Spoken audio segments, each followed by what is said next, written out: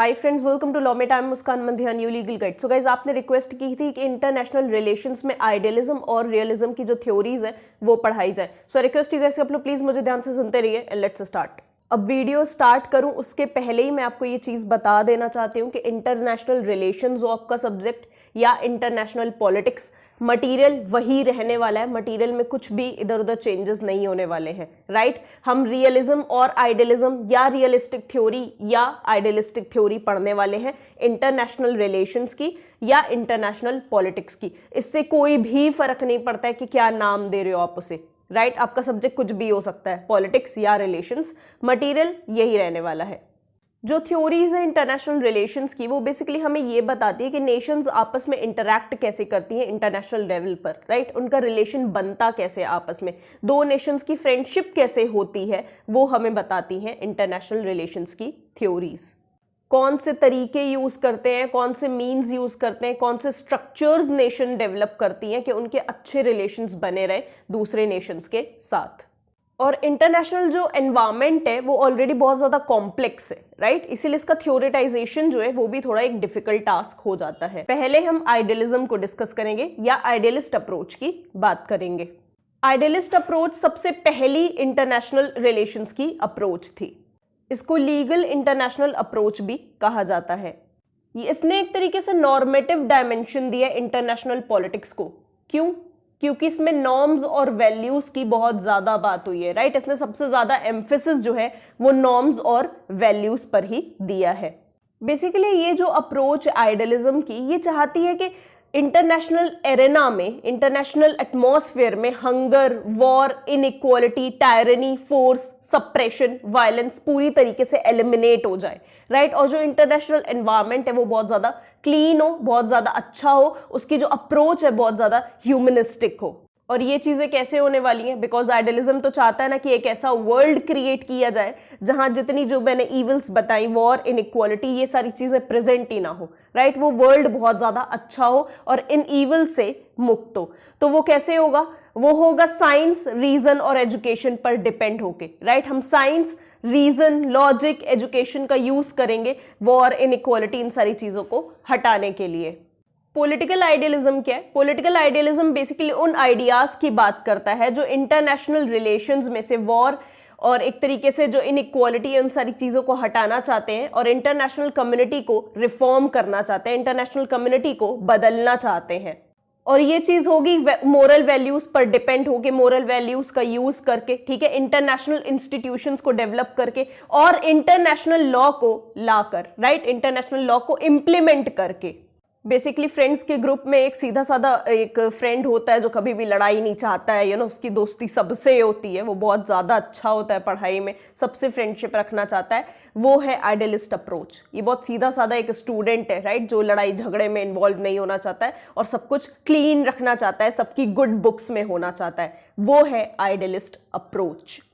Channel पर नए आए तो प्लीज सब्सक्राइब जरूर से कर दीजिएगा, लाइक करिए, वीडियो को शेयर करिए। बहुत सारे इंटरनेशनल रिलेशंस के भी वीडियोस आने वाले हैं। कोई नया वीडियो चाहिए कमेंट सेक्शन में बता सकते हो। और जो पूरी प्लेलिस्ट है इंटरनेशनल रिलेशंस की वो भी डिस्क्रिप्शन में आपको मिल जाएगी। इंटरनेशनल रिलेशंस में बेसिकली राम राज्य लाने का काम है आइडियलिस्ट अप्रोच का, ठीक है। वहां किसी भी तरीके का लड़ाई झगड़ा ना हो और एक अच्छा वर्ल्ड बन सके।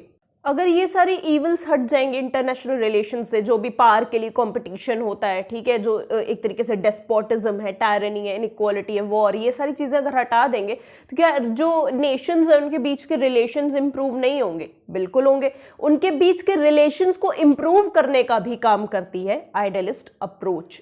गांधी जी जैसे एक तरीके से फिलोसफर्स ने भी आइडियलिस्ट अप्रोच को सपोर्ट किया है, बेंथम ने, सेंट साइमन ने, राइट, इन सब ने आइडियलिस्ट अप्रोच को एक तरीके से सपोर्ट किया है। फीचर्स डिस्कस करेंगे आइडियलिस्ट अप्रोच के। ये मानती है कि ह्यूमन नेचर बहुत अच्छा है, राइट, जो इंसानी नेचर है वो बहुत ज्यादा अच्छा है और वो अच्छी चीजें करना चाहता है इंटरनेशनल रिलेशंस में। जितना ज्यादा ह्यूमंस का वेलफेयर होगा, जितना ज्यादा ह्यूमैनिटी एडवांस करेगी, वही एक तरीके से मेन गोल है हर नेशन का। जो एक तरीके से आपको बुरा ह्यूमन बिहेवियर देखने को मिलता है दुनिया में, वो क्यों मिलता है, राइट? हमारा बिहेवियर गंदा क्यों हो जाता है? बिकॉज हमारा एनवायरमेंट वैसा है, बिकॉज हमारे इंस्टीट्यूशंस वैसे हैं, हमारा लीगल सिस्टम वैसा है, राइट? तो हमारी सराउंडिंग्स हमें बहुत ज्यादा अफेक्ट करती हैं। एक तरीके से अपना बिहेवियर चेंज करने के लिए, राइट। कोई क्राइम हो रहा है तो उसको 7 साल बाद उसको आदमी को सजा मिल रही है, कुछ तो आराम से छूटे ही जा रहे हैं। तो ये सारी चीजें हमारे बिहेवियर को गंदा कर देती हैं। जैसे ही हमारा एनवायरमेंट सही होगा, जैसे सारी चीजें सही होंगी, हमारा एक तरीके से बिहेवियर भी सही हो जाएगा। वॉर को बहुत ज्यादा कंडेम किया गया है आइडियलिस्ट अप्रोच में। उन्होंने कहा है कि वॉर एक तरीके से बहुत ही बेकार चीज होती है इंटरनेशनल रिलेशंस में। इंटरनेशनल रिलेशंस को रिफॉर्म करना होगा, राइट। उसे बहुत हद तक बदलना होगा ताकि जो ये इविल्स हैं ये एलिमिनेट हो सके। और ये सिर्फ एक नेशन का काम तो है नहीं कि तुम एलिमिनेट कर दोगे ये सारी बुराइयों को, राइट। एक बार में सारी नेशंस को साथ में आना होगा, सब मिलकर बदलेंगे इंटरनेशनल रिलेशंस को। सारी नेशंस का गोल क्या होना चाहिए कि हमें एडवांसमेंट की तरफ जाना है, प्रॉस्पेरिटी की तरफ जाना है और पीस मेंटेन करके रखना है। समरी देख लेते हैं आइडियलिस्ट अप्रोच की। अब आइडियलिस्ट अप्रोच जिन अजम्पशंस पर बेस्ड है, ठीक है, कि कुछ चीजें बदल सकती हैं इंटरनेशनल रिलेशंस में, वॉर पूरी तरीके से एलिमिनेट हो सकते हैं, तो वो सारी चीजें पार्शियली करेक्ट है, राइट, पूरी तरीके से सच नहीं है। तो ये हम नहीं कह सकते ये अप्रोच पूरी तरीके से एक तरीके से इंप्लीमेंट की जा सकती है। इसमें बहुत सारी कमियां हैं, वो उन्हें भी सही करना होगा। ये बहुत ज्यादा एक तरीके से फेथ रखती है इंटरनेशनल ऑर्गेनाइजेशंस में, जैसे कि यूएन में और बाकी जो ऑर्गेनाइजेशंस हैं उसमें बहुत ज्यादा इसका विश्वास है। यूनाइटेड नेशंस में सारी पावरफुल कंट्रीज नहीं है, राइट, कुछ वीक कंट्रीज भी हैं। तो जो पावरफुल कंट्रीज हैं वो ऑलरेडी वहां पे अपना दबदबा बनाने की कोशिश करेंगी कि हमारी बात वहां पे चलनी चाहिए और जो वीक नेशंस हैं उनकी बात नहीं चलनी चाहिए। ये बहुत अच्छे से हमने चीज देख ली कोविड में, जब WHO के रंग बदलने लगे, राइट। ये चीज हमें देखने को मिल गई कि क्या हो रहा है इंटरनेशनल एरेना में या इंटरनेशनल लेवल पर नेशंस किस तरीके से बिहेव करती हैं, राइट। तो जो इंटरनेशनल ऑर्गेनाइजेशंस एग्जिस्ट करती हैं ना, वो सब नाम की हैं। उन्हें कुछ एक तरीके से कंट्रीज कंट्रोल कर रही हैं। अमेरिका हो गया, चाइना हो गया, रशिया हो गया, ये सारी कंट्रीज मिलकर इंटरनेशनल ऑर्गेनाइजेशंस को कंट्रोल करती हैं। जो वीक कंट्रीज हैं उनकी वहां पर कुछ भी नहीं चलती है। तो ये जो आइडियलिस्ट अप्रोच है इस चीज को समझने को तैयार नहीं है, राइट। ये बोलती है कि जो पार है वो इंटरनेशनल पॉलिटिक्स का सेंटर नहीं है। तो आप बताओ कि पॉलिटिक्स का सेंटर क्या होता है भाई, राइट। पॉलिटिक्स का सेंटर हम स्टार्टिंग से पढ़ते आए कि पॉलिटिक्स का जो सेंटर पॉइंट होता है वो पार ही होता है। पार के लिए ही तो लोग लड़ते हैं ना, तभी तो वो राजनीति में आते हैं। पॉलिटिक्स में आखिर आप क्यों उतरते हो? ताकत के लिए, कुर्सी के लिए, राइट। तो ये जो आइडियलिस्ट अप्रोच है ये यही कहना चाह रही है कि power is not the central point of international politics, which is completely wrong. अब जो आइडियलिस्ट अप्रोच है वो कहती है कि वॉर को पूरी तरीके से हटाया नहीं जा सकता है, जो कि सच चीज है, राइट। इंटरनेशनल ऑर्गेनाइजेशन से आप वॉर को पूरी तरीके से रिमूव नहीं कर सकते हो, लेकिन जो इंटरनेशनल अरेंजमेंट्स हैं, जो स्ट्रक्चर्स हैं जो वॉर को प्रमोट करते हैं, उन स्ट्रक्चर्स को हम बदल सकते हैं, उन स्ट्रक्चर्स को हम हटा सकते हैं ताकि वॉर कम हो जाए। कुछ और भी क्रिटिसिज्म्स है जो आपको पढ़ने होंगे। अब ये बोलती कि इंटरनेशनल लॉ को इंप्लीमेंट करने से स्टेट्स जो हैं उनके बीच में एक तरीके से कॉन्फ्लिक्ट कम हो सकता है। अब मैं आपको एक चीज बता दूं, जैसे कि हमारा लॉ है जो हमारी कंट्री में एप्लीकेबल है लॉ, अगर उस लॉ को आप फॉलो नहीं करोगे तो आपको पनिशमेंट मिलेगी, राइट। आपको पनिशमेंट मिलेगी अगर आप तेज से गाड़ी चलाओगे या किसी को टक्कर मार दोगे। तो ये इंडिया का लॉ है, इसके लिए आपको पनिशमेंट मिलेगी। बट इंटरनेशनल लेवल पर जहां पर जो सारे स्टेट्स हैं वो सॉवरेन है, राइट, उनके पास अपनी अपनी ताकत है, आप उनको जबरदस्ती फोर्स करके कोई लॉ को इंप्लीमेंट नहीं करा सकते हो। दे ऑल आर पावरफुल, सबके पास न्यूक्लियर बॉम्ब है, राइट। कुछ भी गलत हुआ तुरंत बटन दब जाएगा। तो वहां पे ये चीज नहीं चल सकती कि तुम्हें ये लॉ फॉलो करना है। रशिया जो अगर पुतिन ने कुछ गलत किया तो उसको जेल भेज देंगे, ऐसा वहां पर कुछ भी नहीं होने वाला है, राइट। इंटरनेशनल लॉ है ही नहीं, वो एक तरीके से रूल्स हैं बेसिकली। उन रूल्स को फॉलो करना है करो, तोड़ना है तोड़ दो, राइट। तो वो लॉस का कोई मतलब है नहीं एज सच। तो ये बहुत ज्यादा इंपॉर्टेंस देती है इंटरनेशनल लॉ को, विच इज रॉन्ग। इंसान के नेचर पे इसका बहुत ज्यादा फेथ है, राइट, कि जो इंडिविजुअल का नेचर है वो बहुत ज्यादा अच्छा है, जो कि बिल्कुल गलत है। मोरालिटी और पॉलिटिक्स कभी भी साथ में नहीं रह सकते हैं, right. Politics is quite dirty, politics is quite dirty, ये चीज हमें पता है। तो मोरालिटी और पॉलिटिक्स साथ में कभी भी नहीं रह सकते, क्योंकि पॉलिटिक्स में अक्सर ही वॉर होता रहता है कि कौन किसको ज्यादा पार मिलेगी, मुझे ये मिल जाए, मुझे वो मिल जाए, राइट। तो यहाँ पर मोरालिटी कहीं भी स्टैंड नहीं लेती है। अगर कोई लीडर बहुत ज्यादा मोरालिटी दिखा भी रहा है किसी कंट्री के टूवर्ड्स, तो उसका मतलब है उसका कोई ना कोई स्वार्थ उसके पीछे छुपा हुआ है, जो आगे पीछे आपको दिख जाएगा। जैसे कि चाइना बहुत ज्यादा चैरिटी करता फिरता है, राइट, कि इस कंट्री की मैं मदद कर दूं, अल्टीमेटली उस कंट्री की बहुत सारी जमीन वो ले लेता है, बहुत कुछ ले लेता है बदले में। तो मोरालिटी एज सच कुछ भी नहीं होती है। अब हम बढ़ेंगे रियलिज्म की तरफ। आइडियलिज्म का जस्ट उल्टा है रियलिज्म। आइडियलिज्म क्या कर रहा था, इंसान के पॉजिटिव बिहेवियर की बात कर रहा था कि इंसान का जो बिहेवियर रहता है बहुत ज्यादा पॉजिटिव है, उसका नेचर बहुत ज्यादा अच्छा है। रियलिज्म हमें रियलिटी दिखाता है, राइट, जैसे कि इसका नाम है रियलिज्म, ये हमें रियलिटी दिखाता है कि इंसान का जो बिहेवियर है वो बहुत ज्यादा नेगेटिव है। अब रियलिज्म के हिसाब से जो इंडिविजुअल्स हैं वो रैशनल तो हैं, राइट, वो लॉजिक के हिसाब से सोचते हैं, लेकिन वो बहुत ज्यादा सेल्फ सेंटर्ड भी हैं, वो सिर्फ अपने बारे में सोचते हैं, बहुत ज्यादा सेल्फिश है। और इंडिविजुअल्स का हमेशा से प्राइम ऑब्जेक्ट क्या रहता है, उनका मेन गोल क्या रहता है कि अपने सेल्फ इंटरेस्ट को कैसे प्रोटेक्ट करना है, राइट, अपनी बात को कैसे आगे रखना है, अपनी चीजें कैसे मनवाना है, अपने फेवर में चीजों को कैसे लाना है, सिर्फ अपने बारे में सोचते हैं इंडिविजुअल्स। वो हमेशा आपस में कंपटीशन करते रहते हैं कि अरे इसके पास ज्यादा ना आ जाए, अरे इसके पास इतना ज्यादा है, मेरे पास क्यों नहीं है, राइट, वो हमेशा आपस में कॉम्पीट करते रहते हैं।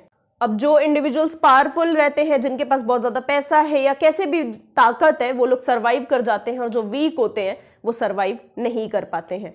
आइडियलिज्म को एक तरीके से काउंटर करने के लिए आया रियलिज्म। सेकेंड वर्ल्ड वॉर जैसे ही स्टार्ट हुआ उसके बाद एक तरीके से रियलिस्ट थ्योरी की इंपॉर्टेंस हमें देखने को मिली इंटरनेशनल पॉलिटिक्स में। फीचर्स डिस्कस करते हैं रियलिज्म के। स्टेट एक ऑर्गेनाइजेशन है जिसके पास बहुत ज्यादा ताकत है और वो उस कोर्सिव फोर्स को यूज करती है अपनी पॉपुलेशन के ऊपर, जो कि एक डेफिनेट टेरिटरी में रह रही है। रियलिस्ट मानते हैं जो स्टेट्स हैं वो एक तरीके से मेन एक्टर्स हैं इंटरनेशनल पॉलिटिक्स के, which is correct. State he main वो एक्टर्स होते हैं इंटरनेशनल पॉलिटिक्स के जो आपस में इंटरैक्ट करते हैं। States have the sense of national interest, मतलब स्टेट्स अपने नेशनल इंटरेस्ट के बारे में भी सोचते हैं, और जो भी स्टेट पावरफुल है वो अपना नेशनल इंटरेस्ट बचाएगा। कैसे बचाएगा अपना नेशनल इंटरेस्ट?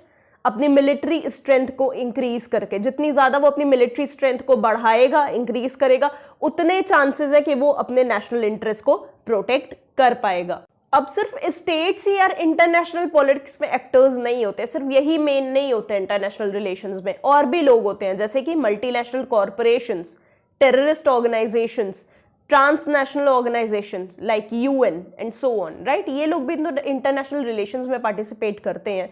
कोई ऑर्गेनाइजेशन है इंडिया की, वो बाहर जाकर काम कर रही है, तो वो भी एक तरीके से इंटरनेशनल रिलेशंस का पार्ट हो गई, ठीक है। अगर इंडिया के रिलेशंस अच्छे होंगे दूसरी कंट्री से, तभी तो दूसरी कॉर्पोरेशंस हमारे यहाँ काम करने आ पाएंगे। तो ये सारी कॉर्पोरेशंस, टेररिस्ट ऑर्गेनाइजेशंस, ये सब लोग भी पार्ट होते हैं इंटरनेशनल पॉलिटिक्स का। अब ये सारी जो मल्टीनेशनल कॉर्पोरेशंस है या यूएन है, ये कितना ज्यादा किसी स्टेट में इंटरफेयर कर सकते हैं, ये स्टेट्स ही डिसाइड करेंगे, राइट। आप किसी स्टेट के इंटरनल मैटर्स में कितना ज्यादा इंटरफेयर कर सकते हो, ये स्टेट खुद ही डिसाइड करता है। और स्टेट के पास ताकत होती है कि वो एक तरीके से अपने सिटीजन्स पर ताकत यूज कर सकता है, फोर्स यूज कर सकता है। ये सारी चीजें इन ऑर्गेनाइजेशंस के पास नहीं है, राइट। कोई कॉर्पोरेशन आप पर फोर्स यूज नहीं कर सकती है, बट स्टेट यूज कर सकता है। और हमने ये चीज हमेशा से ही डिस्कस की है कि इंटरनेशनल रिलेशंस में कोई भी ऑर्डर प्रिवेल नहीं करता है, राइट। एक तरीके की एनार्की रहती है। स्टेट्स अपने आप को कंट्रोल करते हैं। स्टेट्स को कंट्रोल करने के लिए पर्टिकुलरली कोई लॉ या कोई ऑर्गेनाइजेशन एग्जिस्ट नहीं करती है। ये चीज डाल लो यहां अच्छे से, बहुत अच्छे से इसको समझ लो। कोई भी इंटरनेशनल रिलेशंस में आप किसी स्टेट को कंट्रोल नहीं कर सकते हो, right. They will control themselves. वहां पे कोई भी लॉ प्रिवेल नहीं करता है सच कि जो कंट्रोल करेगा सारी ऑर्गेनाइजेशंस को, ऐसा कोई भी लॉ वहां पर प्रिवेल नहीं करता है। ये पर्टिकुलरली स्टेट्स के ही ऊपर रहता है कि वो आपस में फ्रेंडशिप रखना चाहते हैं या नहीं रखना चाहते हैं। Anarchy is the governing principle of international politics. अब कोई भी इंटरनेशनल लॉ प्रिवेल नहीं करता है इंटरनेशनल रिलेशंस में। सारे स्टेट्स अपने आप डिसीजंस लेते हैं कि उन्हें क्या करना है क्या नहीं करना है। तो इस वजह से जो बाकी स्टेट्स हैं उनके अंदर एक तरीके की इनसिक्योरिटी आएगी कि यार अगर इस स्टेट ने मेरे ऊपर अटैक कर दिया तो मैं कहाँ जाऊंगा, किससे हेल्प मांगूंगा, कोई लॉ तो है नहीं जो उस स्टेट को पनिश करेगा, राइट। तो ये इस इनसिक्योरिटी की वजह से सारे स्टेट्स अपने पावर को मैक्सिमाइज करते जाते हैं। वो और ज्यादा आर्म्स खरीदते हैं, वो और ज्यादा न्यूक्लियर पावर को इंक्रीज करते हैं कि किसी दिन हमारे ऊपर अटैक हो गया तो हम कम से कम खुद को बचा पाएंगे, राइट। क्योंकि वहां पर कोई लॉ नहीं है जो उस स्टेट को पनिश करेगा कि अरे तुमने क्यों अटैक किया इसके ऊपर, चलो जेल में। ऐसा वहां कुछ भी नहीं होने वाला है। तो आपको खुद को प्रोटेक्ट करना होगा, जिस वजह से आप अपनी पावर को इंक्रीज करते रहते हो कॉन्स्टेंटली। इस एनार्की के प्रिंसिपल को थोड़ा डिटेल में समझते हैं। खुद को प्रोटेक्ट करने के लिए जो बड़ी बड़े एक तरीके से स्टेट्स होते हैं उनके पास तो ताकत है, लेकिन जो छोटे छोटे स्टेट्स हैं, जो वीक नेशंस हैं, उनके पास इतनी ताकत नहीं है। इसलिए वो लोग आपस में अलायंसेस फॉर्म करते हैं, ठीक है, कि आ जाओ भाई, जो वीक स्टेट है वो हमारे साथ अलायंस बना लो, आओ आपस में मिलकर अलायंस बना लेते हैं, ग्रुप बना लेते हैं, ताकि जब कोई बड़ा स्टेट हम पर अटैक करे तो हम खुद को मिलकर बचा पाएंगे। बैलेंस ऑफ पावर की भी यहाँ पर अब थ्योरी अप्लाई कर सकते हो कि एक बैलेंस मेंटेन करने की कोशिश की जाती है ताकि किसी तरीके का वॉर ना हो। टाइप्स ऑफ रियलिज्म हम डिस्कस करेंगे। अलग अलग तरीके के रियलिज्म्स होते हैं जो इंटरनेशनल रिलेशंस को एक्सप्लेन करने की कोशिश करते हैं। क्लासिकल रियलिज्म को हम पहले समझेंगे। हैंस मॉर्गनथॉ ने क्या प्रिंसिपल्स दिए हैं इंटरनेशनल रिलेशंस में। इंटरेस्ट जो है वो एक तरीके से पावर के टर्म्स में ही डिफाइन किया जा सकता है। हर स्टेट अपनी पावर बढ़ाना चाह रहा है, दैट मीन्स वही उसका इंटरेस्ट है। जो भी मोरल लॉज एक तरीके से यूनिवर्स को गवर्न करते हैं, हमें और आपको गवर्न करते हैं, वो किसी नेशन के लिए अलग अलग हो सकते हैं। क्रिटिसिज्म्स क्या है मॉर्गनथॉस के प्रिंसिपल्स के, वो देखते हैं। इंटरनेशनल स्ट्रक्चर किस तरीके से स्टेट के बिहेवियर को इम्पैक्ट करता है, ये सारी चीजों को डिस्कस नहीं किया है मॉर्गनथॉ ने। स्ट्रक्चरल रियलिज्म की हम बात करेंगे। और मॉर्गनथॉ की जो थ्योरी है उसने एक तरीके से डोमेस्टिक पॉलिसी और इंटरनेशनल लेवल पर जो पॉलिटिक्स होती है उसके बीच में डिफरेंस नहीं क्रिएट किया है। अब इस चीज को सही करने के लिए, इंटरनेशनल पॉलिटिक्स और डोमेस्टिक पॉलिसी को अलग अलग करने के लिए केनेथ वॉल्ट्ज ने स्ट्रक्चरल एक्सप्लेनेशन दिया इंटरनेशनल पॉलिटिक्स का। इसी स्ट्रक्चरल रियलिज्म को आप नियो रियलिज्म कहते हो। इंटरनेशनल पॉलिटिक्स की या इंटरनेशनल रिलेशंस की साइंटिफिक थ्योरी फॉर्म की जा सकती है, बट वो सिर्फ सिस्टम एनालिसिस की हेल्प से ही हो पाएगी। अब डोमेस्टिक सिस्टम में क्या होता है या डोमेस्टिक पॉलिटिक्स में क्या होता है, मतलब डोमेस्टिक पॉलिटिक्स क्या होती है, किसी पर्टिकुलर स्टेट की पॉलिटिक्स। जैसे हम इंडिया की बात कर रहे हैं तो इंडिया की पॉलिटिक्स कैसी है, इंडिया का पॉलिटिकल सिस्टम कैसा है, उसकी हायरार्की कैसे है, सबसे टॉप पर आता है पीएम, फिर उसके नीचे कौन आता है, फिर उनके नीचे कौन आता है, फिर उनके नीचे कौन आता है, राइट। इसको कहते हैं सिस्टम में डिवाइड होना। सो डोमेस्टिक पॉलिटिक्स में अलग अलग इंस्टीट्यूशंस के बीच में आपको एक हायरार्की देखने को मिलेगी, एक लेवल देखने को मिलेगा कि पहले ये इंस्टीट्यूशन आएगा, उसके नीचे ये और उसके नीचे ये वाला। और हर इंस्टीट्यूशन को क्या क्या फंक्शंस परफॉर्म करने हैं ये डोमेस्टिक पॉलिटिक्स में क्लियर होता है कि भाई लेजिस्लेचर का ये फंक्शन है, एग्जीक्यूटिव का ये है और जुडिशरी ये काम करेगी।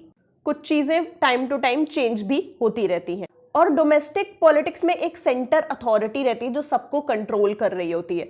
बट क्या ये सारी चीजें हमें इंटरनेशनल सिस्टम्स में देखने को मिलती है? क्या इंटरनेशनल सिस्टम्स में ऐसी प्रॉपर हायरार्की कि पहले ये कंट्री आएगी, फिर ये कंट्री, फिर ये कंट्री? ऐसा कुछ भी नहीं है वहां पे, राइट। ना कोई सेंट्रल अथॉरिटी एग्जिस्ट करती है। तो आप देख रहे हो वॉल्ट्स ने किस तरीके से एक तरीके से डिवाइड कर दिया है दोनों को। डोमेस्टिक पॉलिटिक्स की अलग से बात की है, इंटरनेशनल पॉलिटिक्स की अलग से बात की है। इंटरनेशनल रिलेशंस इसीलिए डिसेंट्रलाइज्ड होता है, वहां पर कोई अथॉरिटी नहीं है, ठीक है, डिसेंट्रलाइज्ड है, कोई सेंट्रल सिस्टम एग्जिस्ट नहीं करता है और एनार्किक है, कोई पर्टिकुलर लॉ नहीं है जो सबको कंट्रोल कर रहा हो। वहीं पे डोमेस्टिक पॉलिटिक्स में क्या होता है, सब कुछ सेंट्रलाइज्ड है, एक सेंट्रल अथॉरिटी आपको मिलेगी वहां पे और सब कुछ लॉ के अकॉर्डिंग चल रहा है। आपने अगर ये चीज नहीं की तो उसकी आपको पनिशमेंट मिलनी है। डोमेस्टिक पॉलिटिक्स में आपको एक तरीके से गवर्नमेंट देखने को मिलेगी, राइट। गवर्नमेंट प्रेजेंट होती है डोमेस्टिक पॉलिटिक्स में। हमें कौन कंट्रोल कर रहा है? गवर्नमेंट ही तो कर रही है।